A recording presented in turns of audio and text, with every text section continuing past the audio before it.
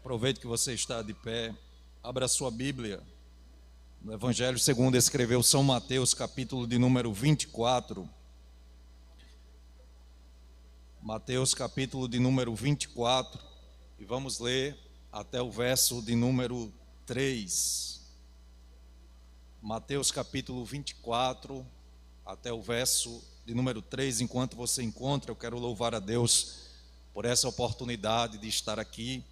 Agradecer ao pastor da igreja, ao diácono Douglas, por nos ceder esta oportunidade. Quantos encontraram o texto, diga amém.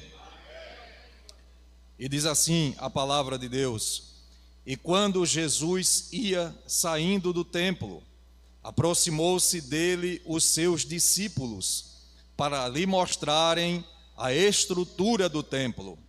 Jesus, porém, lhes disse: Não vedes tudo isto? Em verdade vos digo que não ficará aqui pedra sobre pedra, que não seja derribada. Verso 3. E estando assentado no Monte das Oliveiras, chegaram-se a ele os seus discípulos, em particular, dizendo: Dize-nos, quando serão essas coisas? E que sinal haverá da tua vinda e do fim do mundo? Diga amém. Pode sentar, amados.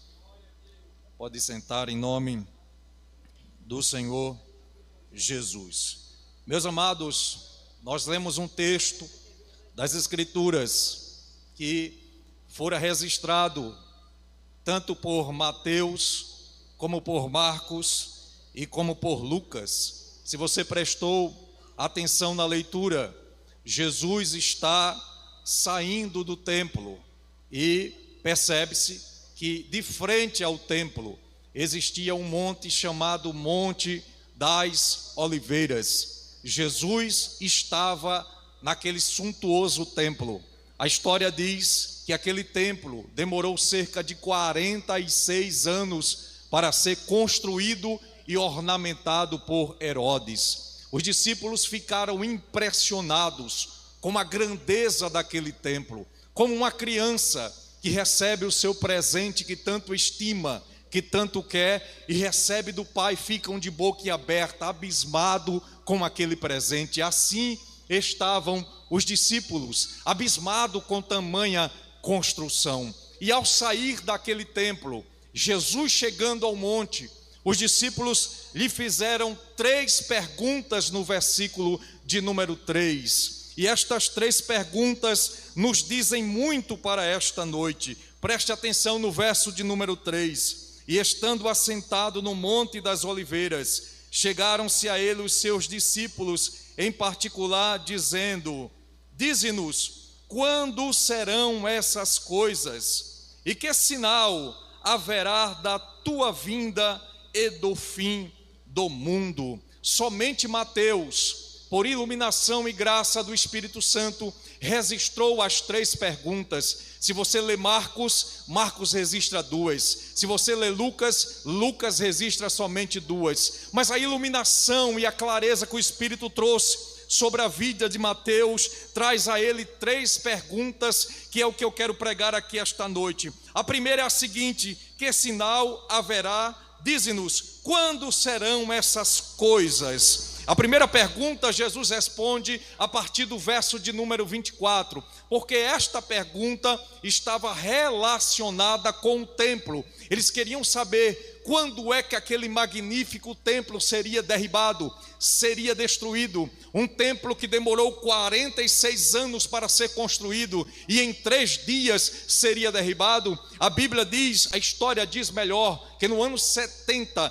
quando Jerusalém foi invadida por Tito, foi neste ano que se cumpriu esta profecia da demolição do templo. Mas a segunda pergunta e a terceira, elas se entrelaçam. A segunda pergunta diz assim: que sinal haverá da tua vinda e do fim do mundo? São 2 perguntas, mas como elas se entrelaçam, uma está junto à outra. E é sobre isso que que eu quero pregar aqui esta noite: os sinais da vinda de Cristo, ou os sinais da volta de Jesus. Amados, este tema é mais importante do que o seu respirar. Este tema é mais importante do que os seus planos para a sua vida. Este tema é mais importante do que a compra do seu carro que você está imaginando fazer quando chegar amanhã. Este tema é mais importante e mais iminente do que tudo que você pense nesta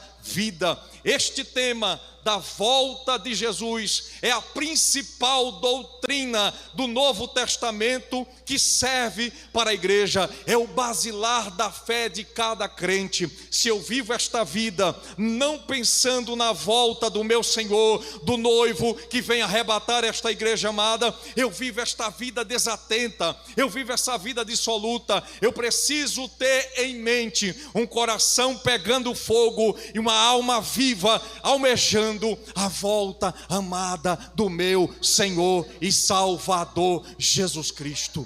Este tema é um dos temas mais debatidos em toda a história.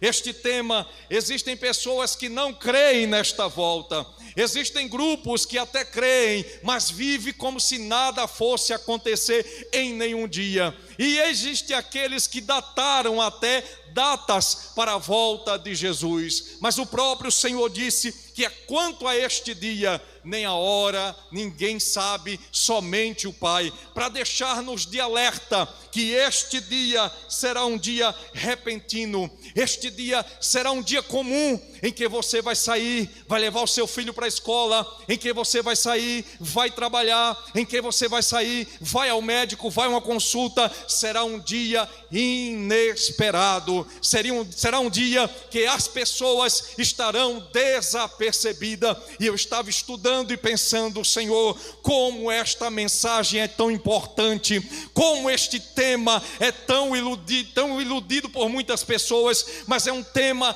tão importante para a nossa fé cristã. Eu preciso viver como se ele fosse voltar agora. Eu preciso pensar que antes mesmo desta pregação terminar, ele pode raiar nas nuvens e vir buscar a minha alma. Eu posso pensar que antes mesmo de eu recitar o próximo versículo, ele vai voltar para buscar uma igreja pura, santa, lavada, remida e protegida pelo sangue do Cordeiro. Cadê a mão daqueles que são lavados e remidos por este sangue precioso? Mas, amados, eu quero dividir esse sermão sobre duas perspectivas dos sinais. Existem os sinais de ordem externas e existem os sinais de ordens internas. Os sinais de ordens externas são os sinais que acontecem no mundo.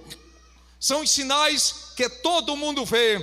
Um exemplo, o primeiro sinal está descrito por Jesus no versículo de número 6, se você puder deixar a sua Bíblia aberta, porque eu quero esmiuçar esse texto. O versículo de número 6, ele disse assim, Jesus: e ouvireis de guerra e rumores de guerra. O primeiro sinal da volta de Jesus, incluso no texto, é as guerras. Você sabia que em pleno este século em que vivemos, existem cerca de 120 guerras e conflitos armados no mundo todo? As guerras gastam cerca de $1 trilhão para fazer armas para matar.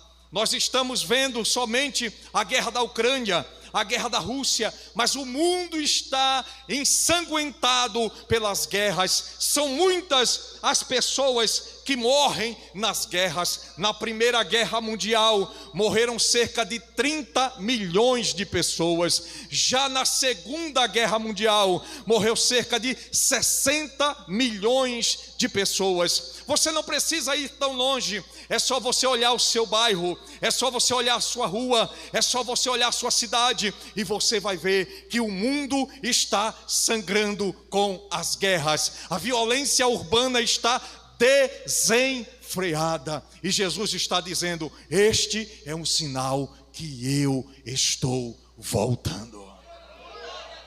As guerras estão acontecendo, mas Jesus deixou-nos Um outro sinal está no texto, versículo de número 7. Ele vai falar sobre fome. Amados, a fome é um dos piores momentos da história de um homem ou de uma mulher. Só quem já passou pela fome sabe o que é ter escassez, o que é olhar para o filho e não ter nada para lhe dar, não ter nenhum pedaço de pão. Jesus estava dizendo que a fome é um sinal direto que ele está voltando. Se o dinheiro que é gasto na construção de armas químicas, armas biológicas, armas para destruir a humanidade, fosse empregado na verdadeiro combate à fome, porque o que você escuta aí é uma mentira de combate à fome. Não há combate à fome, principalmente no Brasil. Mas se tudo isso fosse um esforço de todos no combate à fome, com certeza não acabaria, mas diminuiria bastante estas necessidades e ansiedades da humanidade. Jesus está dizendo, quando você olhar para a fome, você vai lembrar que eu estou voltando. Terceiro, está incluso no verso 7, Jesus falou de pestes. O que são estas pestes? São enfermidades, são doenças que assolam o mundo desde então. Poderia citar aqui a peste negra, a gripe espanhola, a gripe viária, a cólera, a febre, a peste bubônica, o Covid-19, que eu fiz uma pesquisa rápida e matou cerca de 15 milhões de pessoas no mundo inteiro. Irmãos, quando a Covid veio, nós passamos uma aflição tão grande, nós não podíamos nos reunir. Todos estavam em casa, algum parente seu sofreu deste mal, algum parente seu sofreu desta doença. Jesus me colocou aqui para dizer para você, aquele sofrimento é um sinal que eu estou voltando. Mas vamos adiante, ele continua dizendo, e haverá terremotos na terra, sinais da natureza. Os terremotos, irmãos, são abalos sísmicos nas placas tectônicas. Os terremotos têm sacudido o mundo inteiro. Eu fiz uma rápida pesquisa e descobri que do ano 1890 a 1930 só encontramos registros de 8 terremotos com 6,0 na escala Richter. Mas quando chegamos no ano de 1980 a 96, passaram de 200 o número de terremotos. A terra está sendo abalada, sacudida pelos terremotos. Quem não lembra do tsunami causado na Ásia, que invadiu as casas com ondas enormes? O homem ficou em desespero, sem saber o que fazer. Eu entendo o que a Bíblia me diz. Jesus está dizendo, as forças da natureza se revoltarão para anunciar que eu, o Rei, o Senhor, o noivo, estou voltando para buscar a minha amada. Ai, dog-me calabachuriandalaia. Você não veio aqui esta noite para ouvir história de carochinha. Você não saiu da sua casa para vir aqui para ouvir conto de fada. Você saiu da sua casa para ouvir que Jesus está voltando para buscar a sua alma. Aleluia, aleluia, aleluia e aleluia. No século 20, só neste século existiram, aliás, no século anterior, só nele foram mais terremotos que ocorreram, mais do que toda a história da humanidade. Jesus prosseguiu, e haverá perseguições. As perseguições são inúmeras. Nós, às vezes, não vimos alguém perseguindo fisicamente, mas persegue psicologicamente, persegue ideologicamente, com as suas ideias, com os seus planos maléficos, tentando colocar no seu coração ideias contrárias às sagradas escrituras. Hoje você tem um boom de ensinamentos heréticos, de pessoas que não têm compromisso com a palavra, de pessoas que não têm compromisso com nada e nem com seu ninguém. Mas você precisa ouvir o que a Bíblia está dizendo. Esta perseguição vai acontecer lá fora e vai acontecer aqui dentro. Veja o verso de número 9. Então vos hão de entregar para seres atormentados e matar-vos-ão, e sereis odiados por causa do meu nome. Glória a Deus. O ódio mortal do mundo sobre a igreja não vai acabar. Não espere aplausos, não espere convites, não espere, que coisa linda, porque o evangelho confronta. O evangelho coloca debaixo todas as escamas. O evangelho rasga as cortinas e mostra para o homem que ele precisa de Deus. Ele pode ter um coração bom, ele pode ter uma alma boa, mas ele precisa de Deus. Ele pode fazer caridades, ele pode demonstrar o maior amor pela humanidade, mas ele precisa de Deus. Ele pode dar oferta, ele pode dar dízimo, mas ele precisa de Deus. Não queira por hipótese alguma barganhar com Deus. Com Deus ninguém barganha.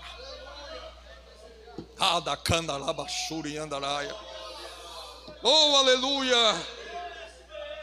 O verso 15, ele mostra mais um sinal externo da volta de Jesus.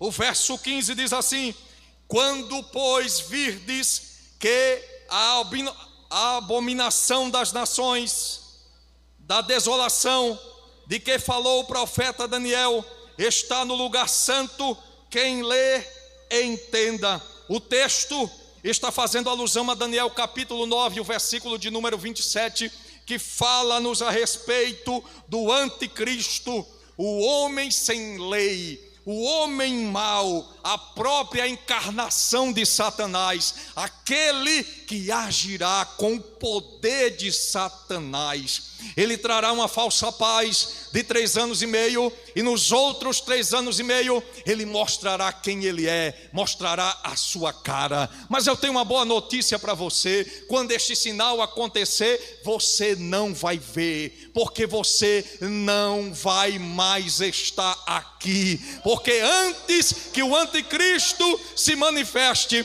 a Bíblia diz que a igreja ainda detém a manifestação do anticristo. Antes que ele se manifeste, o Senhor já terá voltado e arrebatado a sua noiva para o céu. Quem deseja ir com ele? Quem deseja ir com ele? Quem deseja ir com ele? Levante a sua mão. Você está cansado? Não fique cansado não. Quem deseja ir com ele? Anda cama, shuri andaraia. Aleluia.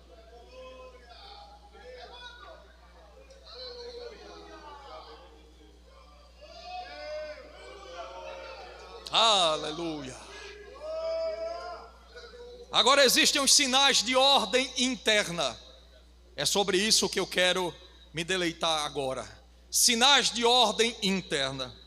Veja, Jesus começou no verso 4 e 5 dizendo: e Jesus respondendo disse-lhes: acautelai-vos, que ninguém vos engane, porque muitos virão em meu nome, dizendo: eu sou o Cristo, e enganarão a muitos. Amados, o primeiro sinal interno da volta de Jesus é o engano religioso.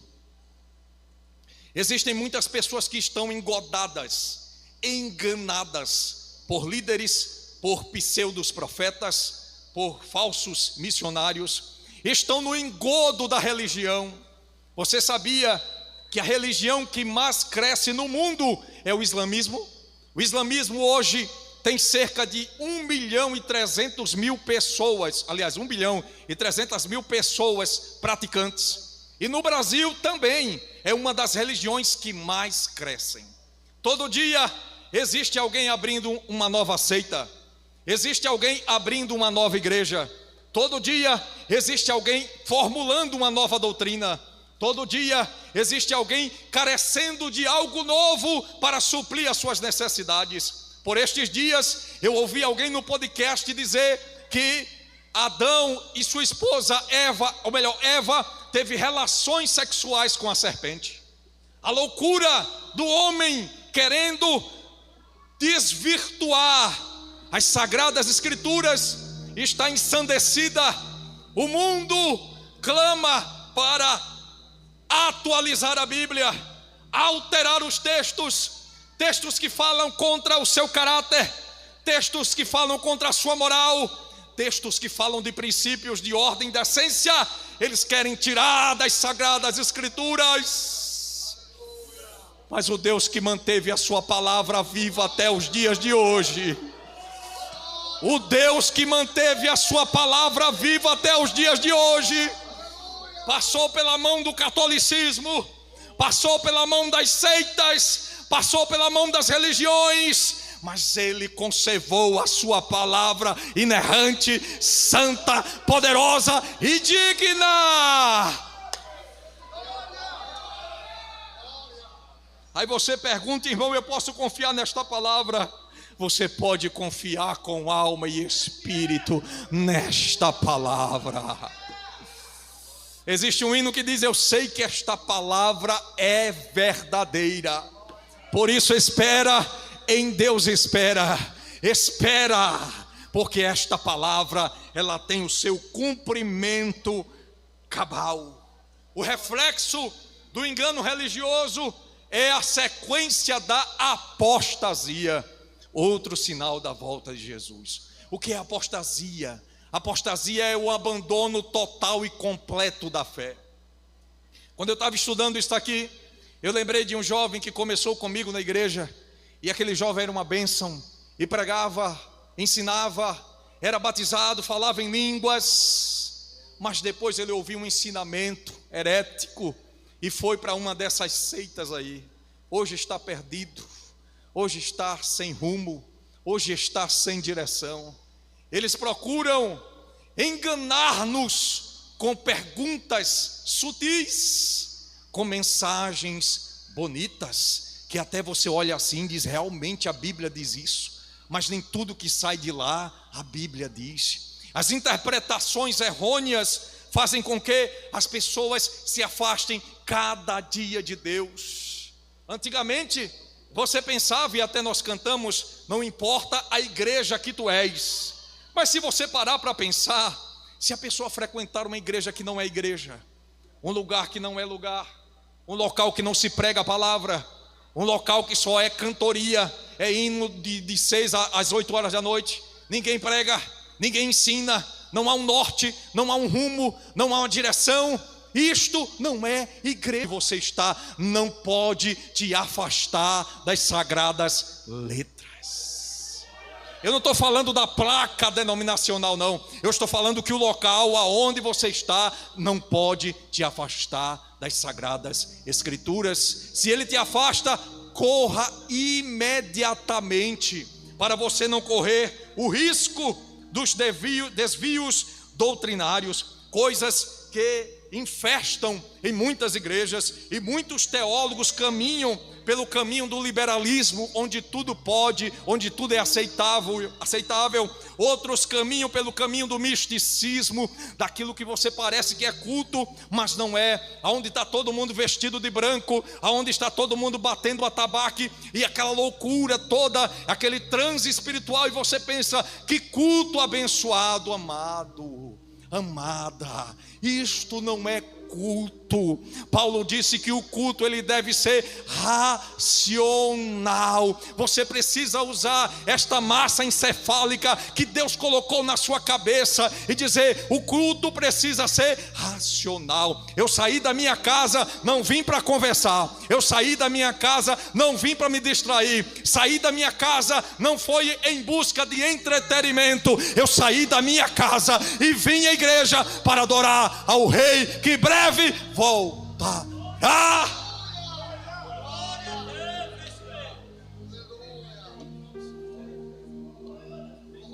Aleluia. Meu amado irmão, o terceiro que Jesus mencionou no verso de número 10, Jesus falou: muitos serão escandalizados. nós vimos e nós vemos muitos escândalos no nosso meio, e isto é o anúncio da volta do seu Senhor. Jesus está dizendo: não fique abismado, não fique boquiaberto, não diga, mas eu cria tanto naquela pessoa, ela tanto me ensinou. Mas, meu amigo, as pessoas são falíveis. Não pense que você é um super crente, não pense que você está tão longe do pecado, não. O pecado jaz à porta. Existem pessoas que vivem uma vida que parece que nunca vai pecar, e quando o outro peca, ele sufoca e até mata aquele. Jesus não te chamou para ser juiz, Jesus não te chamou para estar condenando, Jesus te chamou para estar orando, para que o teu irmão levante a cabeça e siga em frente. Irmãos, com o mesmo amor que eu chamo o pecador, com o mesmo amor e com o mesmo ímpeto que eu prego a mensagem e digo: você precisa de Jesus, você precisa do amor de Jesus, eu preciso ter, quando ele cair, quando ele transgredir. O mesmo amor que chama é o mesmo amor que cuida. Mas vamos seguir adiante. Jesus disse: haverá traições no vosso meio. Irmãos, desde que Caim e Abel, essa desgraça que Caim traiu Abel, essa desgraça de traição nunca mais findou. E Jesus está dizendo: haverá traições dentro de vocês. Jesus está dizendo: muitos estarão aborrecidos, verso 10. Jesus está dizendo, verso 12: aumentará ou se multiplicará a iniquidade. Nós vivemos um momento da igreja em que a iniquidade está aflorando.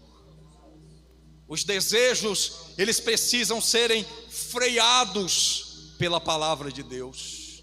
Você não vai frear os seus desejos olhando Netflix, não tenho nada contra. Você não vai frear os seus desejos assistindo uma partida de futebol, não tenho nada contra. Você não vai frear os seus desejos tentando um livro agnóstico ou lendo um livro de superstição. Você não vai conseguir frear os seus desejos. Mas eu prometo a você, pela palavra de Deus, que você consegue frear os seus desejos lendo e meditando nas Escrituras. Eu preciso dizer a você que a Bíblia não foi feita somente para ler. Não.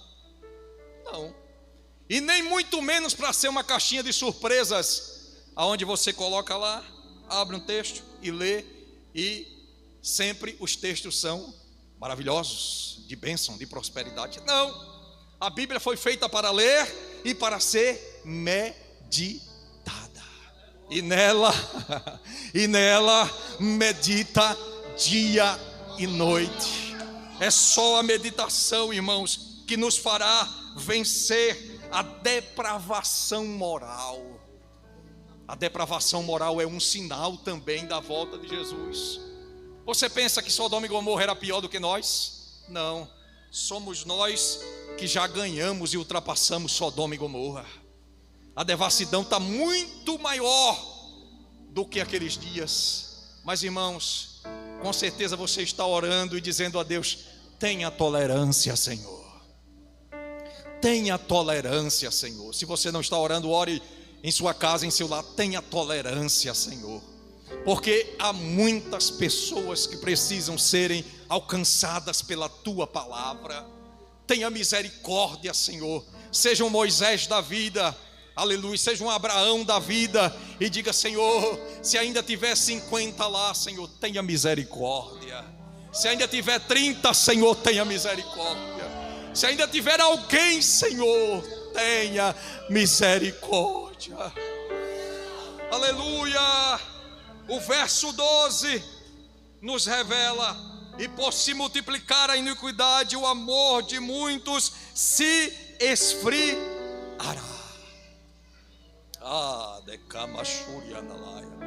Eu já estou caminhando para o fim, Mas eu quero dizer para você que existem muitas pessoas com amor frio, com amor pálido, com amor gélido. Às vezes até o inimigo da nossa alma coloca na nossa mente, no nosso coração, que não vale mais a pena, que não é mais honroso servir, que não vale mais a pena continuar, que não vale mais a pena prosseguir, que não vale mais a pena santificar-se, que não vale mais a pena cumprir os princípios da palavra de Deus. Glória a Deus. Vai valer a pena, irmãos. Está valendo a pena, amado. Se o teu irmão está com amor frio, ore com ele, abrace ele, chame ele, diga para ele: eu sei que você está passando por essa dificuldade, mas vai valer a pena o teu sacrifício. A tua obra, ela tem uma recompensa. No verso 13, outro sinal aparece, este é muito glorioso: mas aquele que perseverar até o fim será salvo. É preciso perseverar, é preciso continuar, é preciso avançar, é preciso ir mais adiante, é preciso crer e perseverar. O bom, irmãos, não é o começo das coisas, mas o bom, o legal, o aplausível, o maravilhoso, o eterno é o final delas. Sempre que um atleta começa a corrida, ele começa pensando em chegar no final. Se ele parar na metade, ele vai sair dali desanimado. Se ele parar no começo, na largada, sentir uma dor, uma lesão, ele vai ficar muito triste naquela ocasião. Mas se ele chegar no final, aqui eu não falo de primeiro, segundo, terceiro lugar, não é isso. Eu estou dizendo em chegar. O atleta, ele corre para chegar entre os primeiros, ganhar o seu prêmio, ganhar a sua medalha. Mas nós não corremos para chegar em primeiro, segundo, terceiro, não. Mas nós corremos para um alvo. Glória a Deus. Você está correndo para um alvo?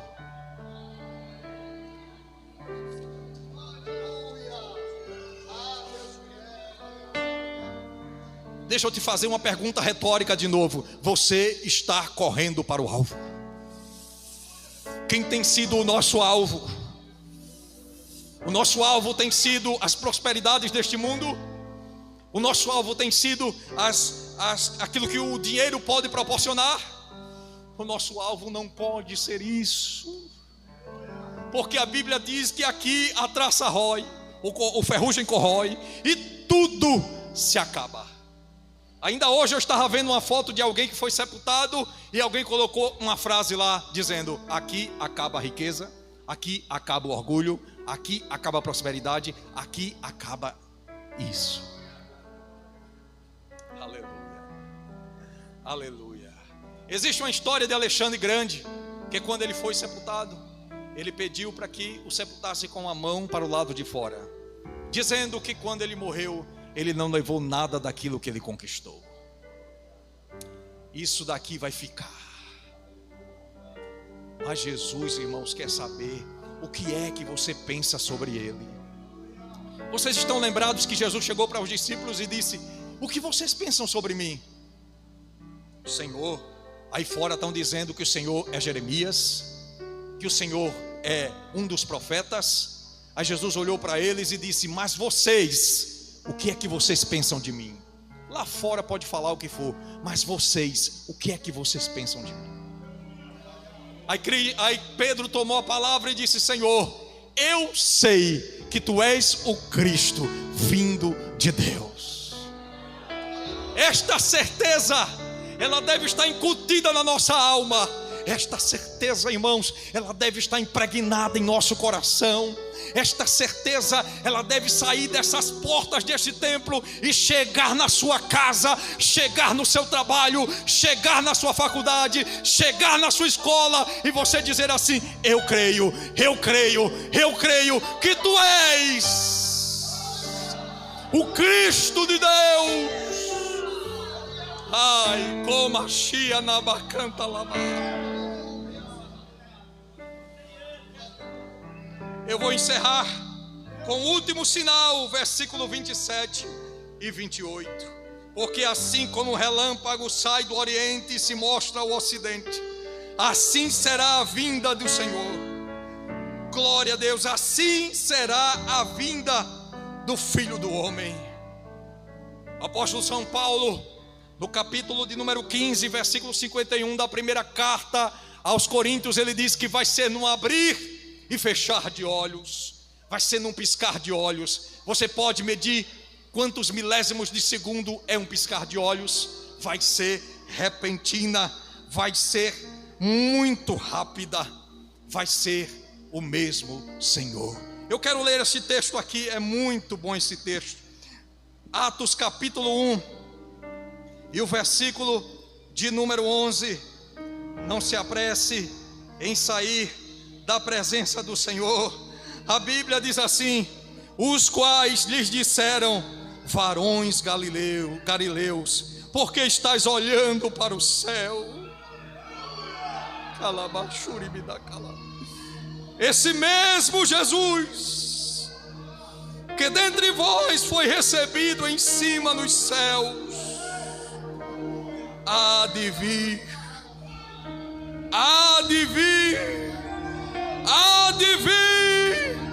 assim como para o céu o viste ir. Eu queria pedir para o cantor Júnior cantar o hino 422 da nossa harpa cristã. O mesmo Jesus é o mesmo que voltará. E eu quero dizer para você: você está preparado para esta vinda? Eu quero perguntar a você: o noivo breve voltará. Você está pronto para se encontrar com ele? Eu quero perguntar a você: esta pode ser a sua última oportunidade. O dia é hoje, o momento é agora. E antes dele cantar, vamos ler Mateus capítulo 25. Ah, meu Deus.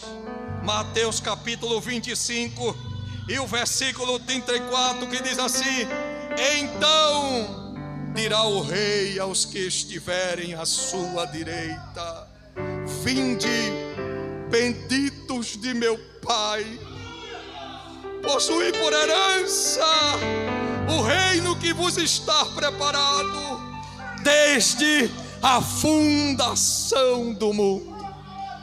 Cante, meu santo. Eu quero que você cante também conosco.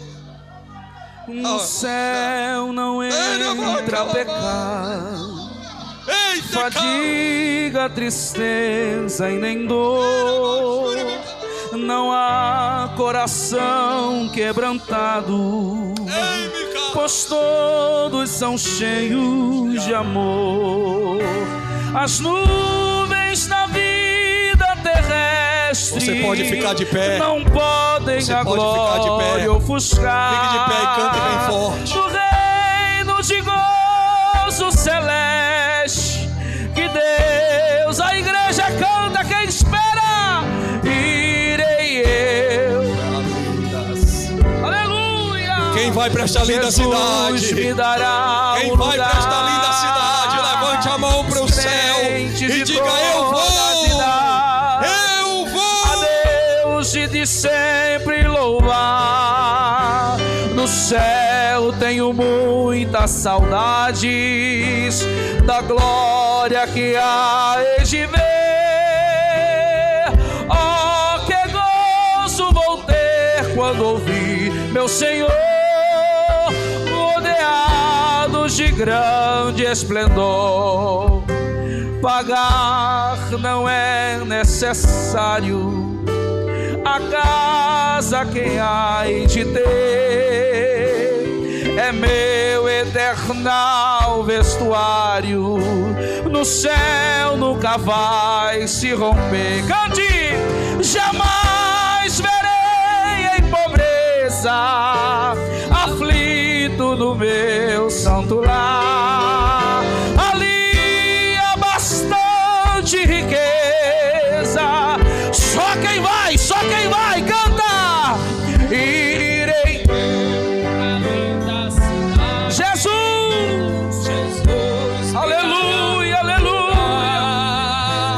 aos crentes de todas as idades, a Deus hei de sempre louvar. Tenho muitas saudades das glórias que lá hei de ver.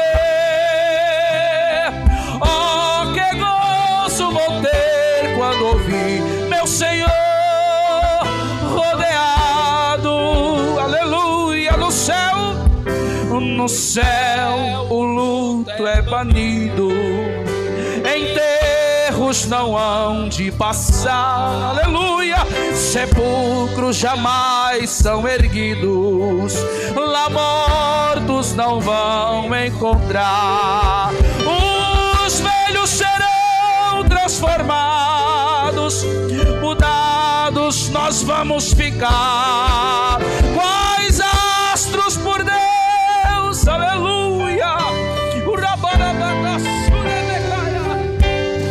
Irei eu, a igreja, Jesus me dará, aleluia,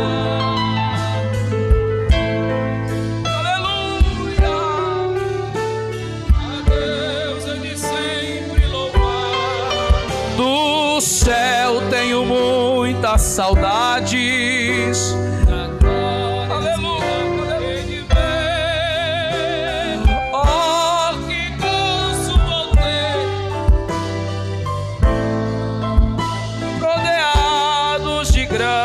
esplendor.